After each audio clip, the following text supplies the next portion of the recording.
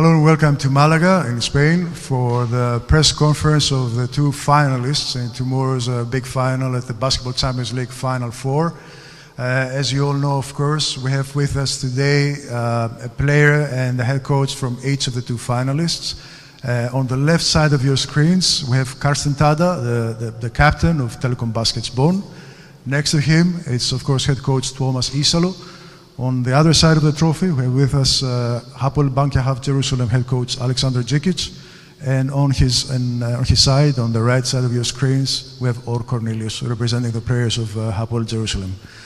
Gentlemen, thank you very much for coming this morning. Congratulations, of course, are again in order for your success, your respective success last night.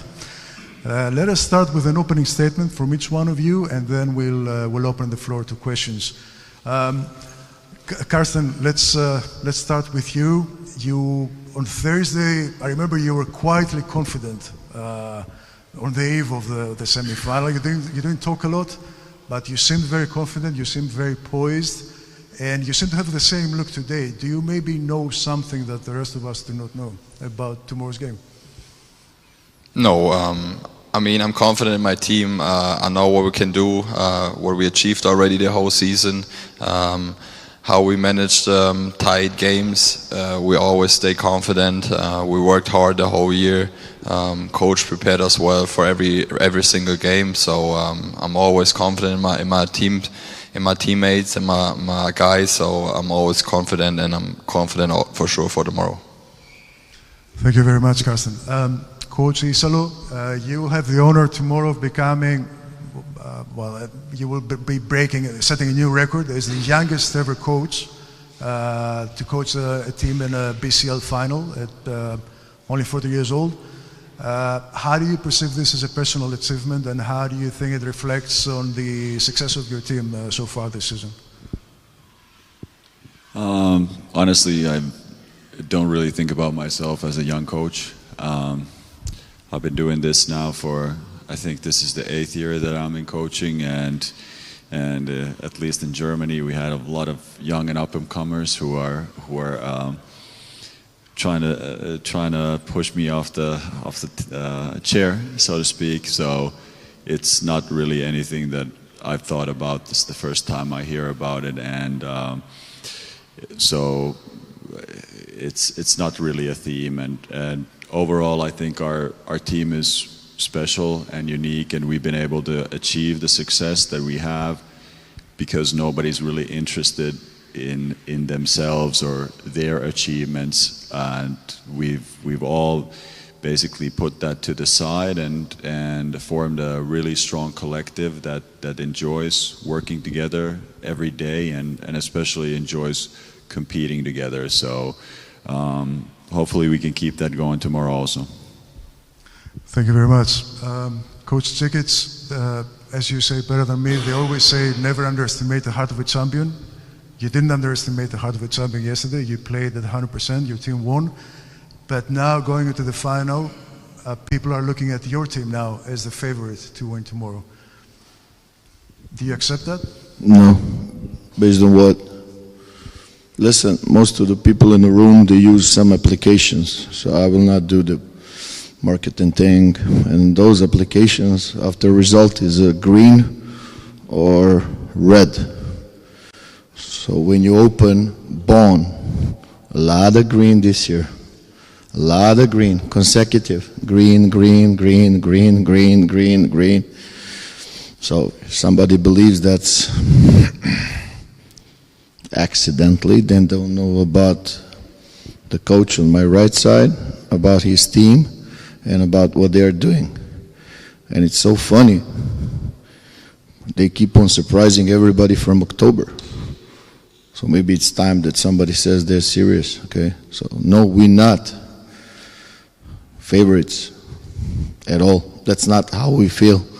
We know it's going to be a tough battle. And we are not preparing for nothing less. Believe it or not, that's your problem. Thank you. Or we saw some fantastic scenes between you guys and the crowd, the traveling crowd last night after the semi-final. Can you tell us a little bit about how important it is to be so far away from home and to have the support of a huge crowd? Maybe approximately 5,000 people have come over from Jerusalem to support you guys. Yes, I said it at the beginning of the year. I think we have the best crowd in this league. They follow us everywhere we go, and we as a team really appreciate it.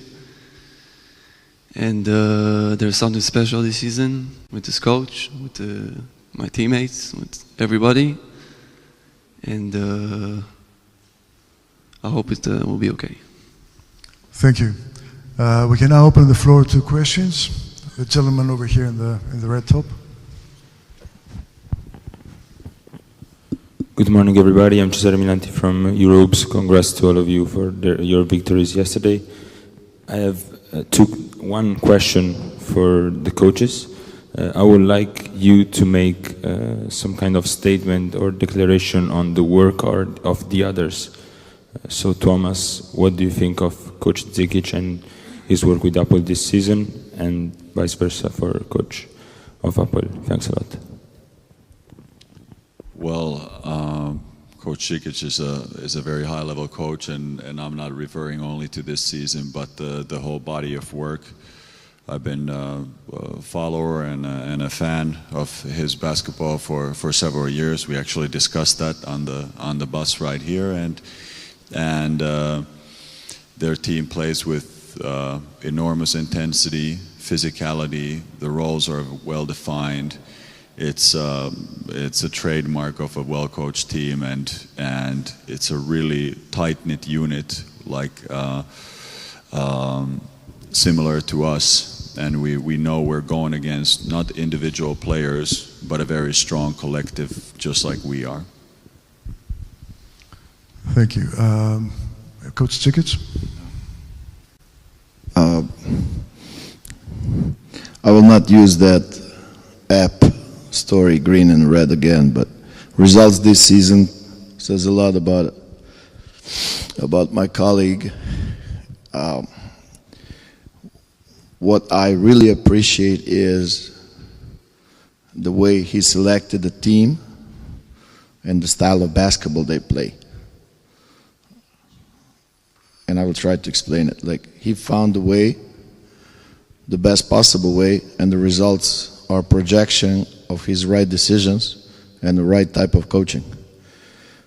So there are thousands of different ways to coach and to pick up players, and they obviously did a great job this year. So that's what I think about him from start, because again, it's kind of funny to say like, hey, Bonn is serious. No, they were serious the whole year. Thank you, Coach. Next question. The gentleman there in the blue shirt. Hi, a question for Carsten. In the quarterfinals, you lost the first game against Strasbourg, and since then you react. Yesterday in the press conference, your team and your coach talked a lot about mental toughness. Can you walk us, since the quarterfinals to tomorrow, and talk about this quality of your team? Yeah, like I said, we always believe in what we're doing. Every day in practice, we're competing hard. Coach is pushing us to the limit. Our practice, most of the part, are tougher than the games. He's preparing us for every situation. Strasbourg was a tough series. It's a good team, and tomorrow will be also a hard fight. And we got to bring our A game on the court. We got to show our identity, what we worked the whole year for it, and that's the biggest games basketball players want to play. Thank you. Next question. Yeah, the gentleman there at the back. Yeah, it's coming to you. It's coming.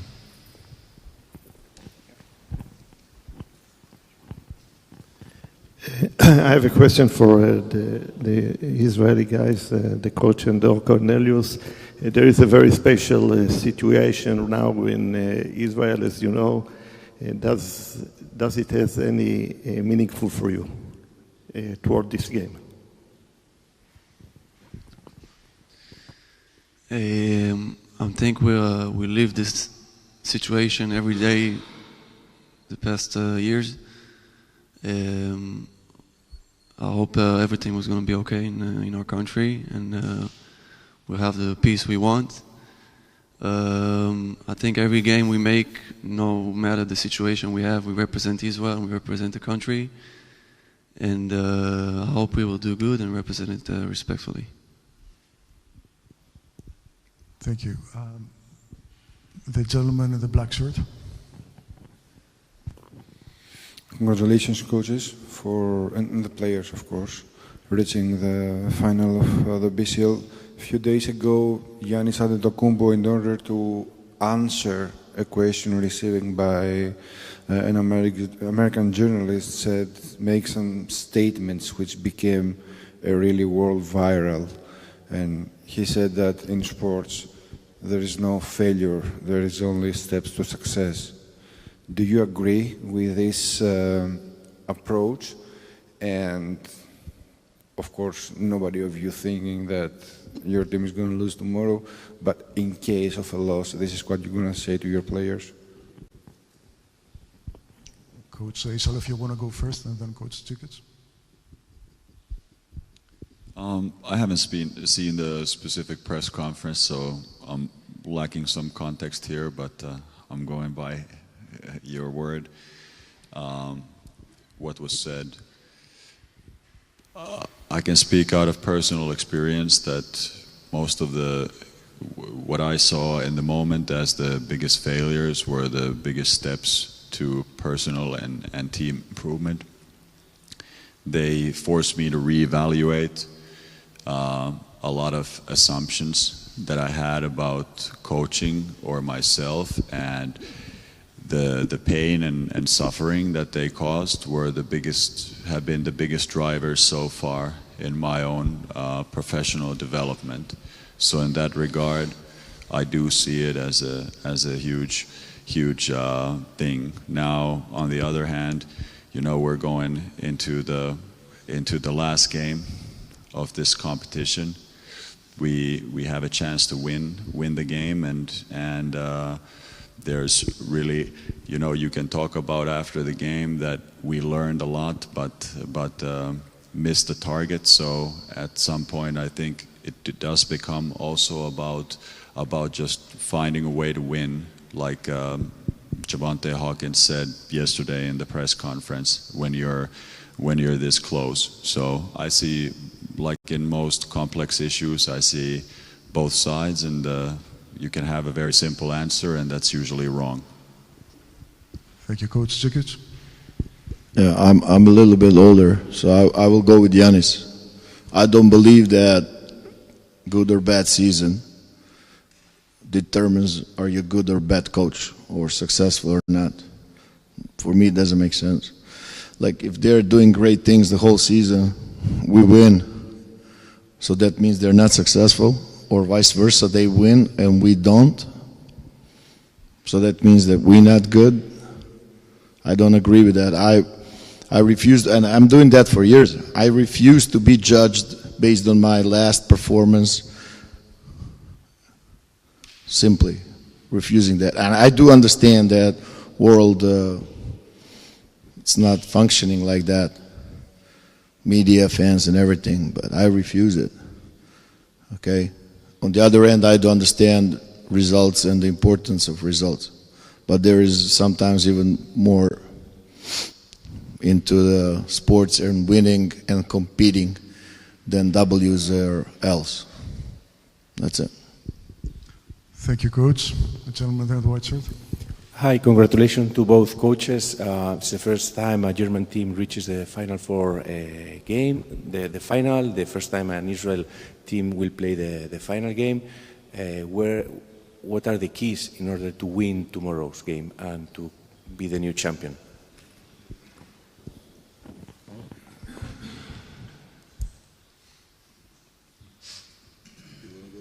You can lay out the whole game plan now.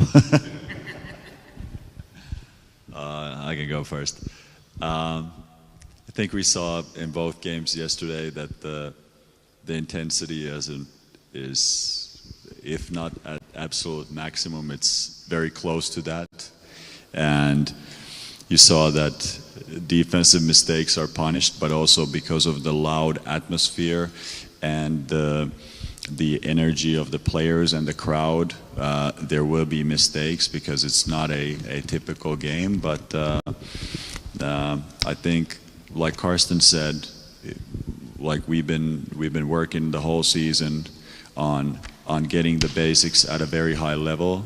And as boring as that sounds, you know, it generally comes down to that who can play, who can dictate the game in terms of whose identity is let's say on top, and then the other part of not only, you know, minimizing mistakes, but also driving the game into situations that benefit more our team. I will just add a little bit, which is kind of similar. The whole season, the whole process, and you can talk to the players, the whole process of during the year was all about moving these guys out of comfort zone, and they accepted it. They're so much out of their comfort zone. We pushed them so hard out of their, you know, where they feel comfortable, whatever. And some of them changed the way they played. Some of them accepted, let's say, new roles. Some of them add some things on both ends of the floor. So as a result, we're sitting here about the opponents. Listen, they're playing from baseline to baseline. They don't play sideline to sideline. They're very aggressive. They're attacking the rim. They support drivers with shooters. They're long, mobile, aggressive defending team. So I guess those are compliments. Thank you, Coach. The gentleman over here. Hey guys, first of all, congratulations to all on making it to the finals game. It seemed kind of strange to talk about it, but Jerusalem, this is the first year of the project, and for you guys and Bonn also, you made a few key changes in the roster.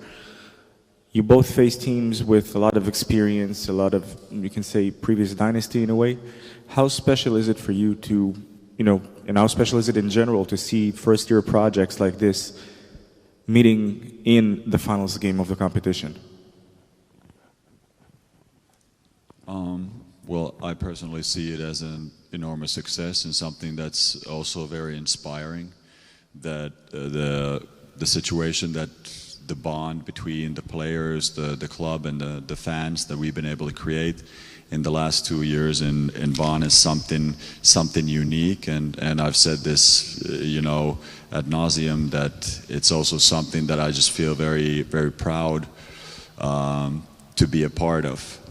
And yeah, that's pretty much it. I see the final game as some type of a, you know, coronation for this, but at the same time, it's going to be very challenging for us.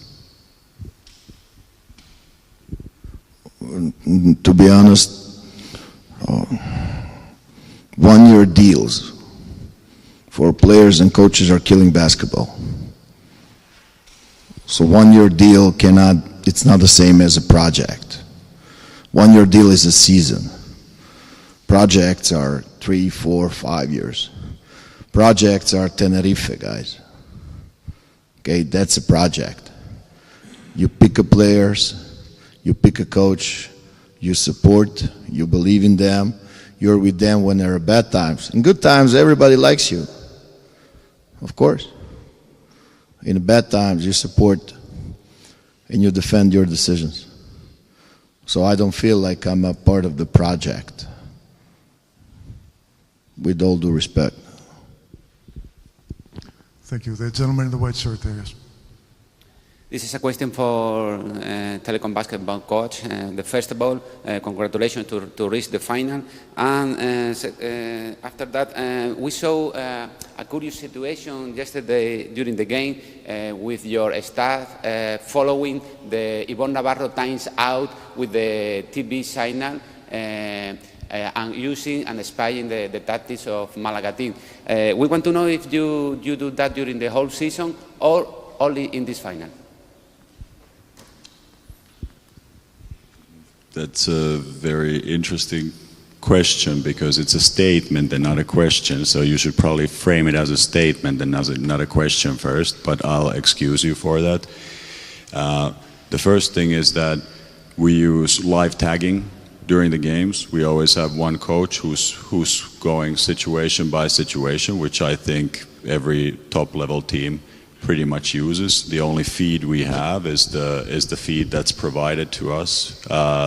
That's the live feed from the games, and we go through different situations. For example, defensive choices that the opponent makes during the timeouts. So the video coach will come and inform one of the assistants, who will then relay.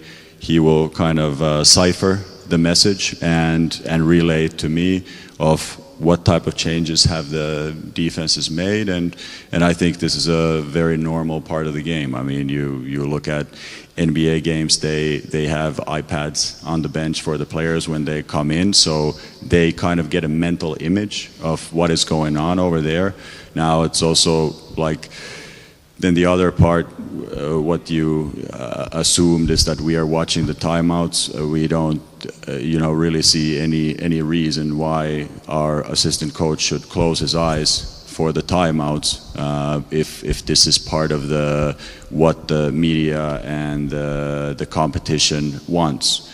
If they want to change the format, then go ahead. But as long as this is happening, it is there for everybody to see, and I don't see any type of issue with this. But again, we're coming to the same thing.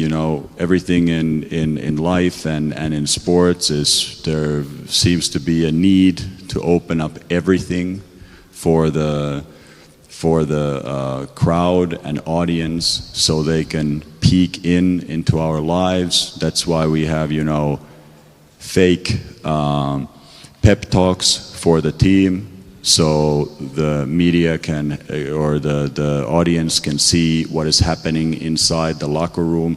That's not what's happening inside, because in this day and age, you cannot say the actual things that you're going to say for this specific reason. In the NBA, they found good solutions for this during the games. They don't show the timeouts. They don't show the tactical things. They show the timeouts later on with a delay, which obviously removes this whole issue. But nobody thought about it, and they just copied something that they thought is a way to make money, which is, the zeitgeist these days, that let's just do the things, what the big boys are doing first, and there's always going to be repercussions, but nobody thought of those, and hopefully this will raise some questions into what it means to be in a team, how intimate that is, and should everybody have access to everything what happens within the team. So I'm happy this discussion is taking place. Thank you. We have time for one final question. The gentleman there.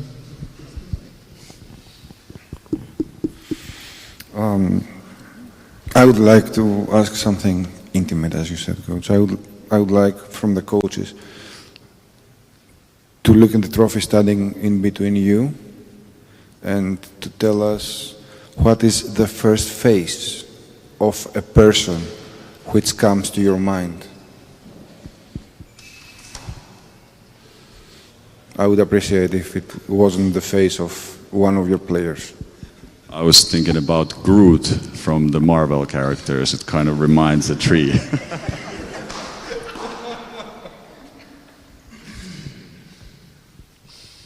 What is the name of that ultimate evil from Lord of the Rings? Sauron. No, the other guy. Okay, I think on that note we can end the press conference. Gentlemen, thank you very much for coming.